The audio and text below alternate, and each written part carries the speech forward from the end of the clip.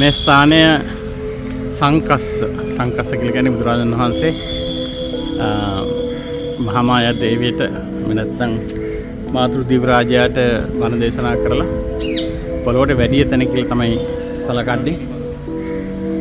රත්තරන් ඉනිමගකින් පැනුනේ කියලා සඳහන් වෙනවා. මෙතන මේ තියෙන මේ අශෝක කුලන වගේ අශෝක රජුගේ ග්‍රෑන්ඩ්සන් කෙනෙක් මුණුබුරක් හදපු දසරථ රජු හදපු අශෝක පිළව එකක්. එහෙම නැත්නම් ඒ වගේ කුලනක ඉස මේ තියෙන්නේ.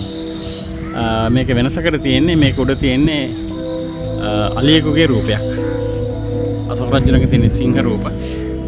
මේක තියෙන්නේ අලියෙකුගේ රූපයක්. සමහරට මහාමායා දේවිය විජත් කුමාර උත්පත්තියේදී අලි පැටවෙක් දැකපු කියන අරමුණු කරගෙන ඉන්නත් පුළුවන්. මේ දිනේ සංකස්ස කියන සිද්ධාස්ථානට යන පාර යාරසියක් විතර යන්න තියෙනවා. ඉතින් මේ වත්තන් වල මේ වගේ මේ හාමුදුරුවෝ වෙෂෙන් ඉන්න කට්ටිය ගොඩක් ඉන්නවා. ආධාර එකතු කරන අත්‍තරම හාමුදුරුවෝ කියලා කියන්නේ බෑ ඒක හැට.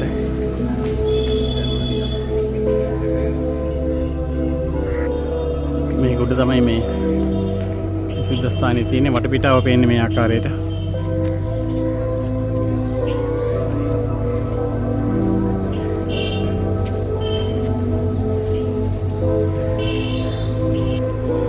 පොඩි කඳු ගැටයක් උඩ තමයි මේක තියෙන්නේ.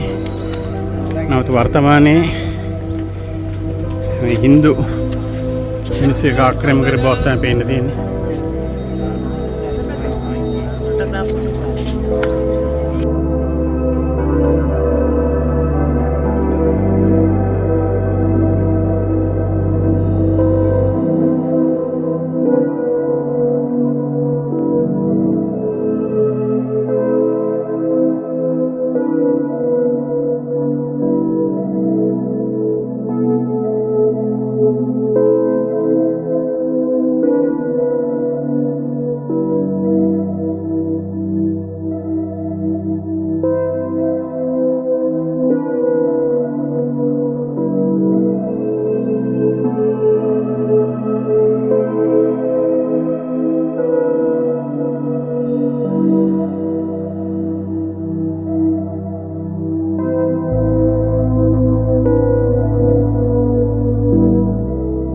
පොඩි ස්තූපයක් තිබිච්ච බව පැහැදිලිවම පේනවා.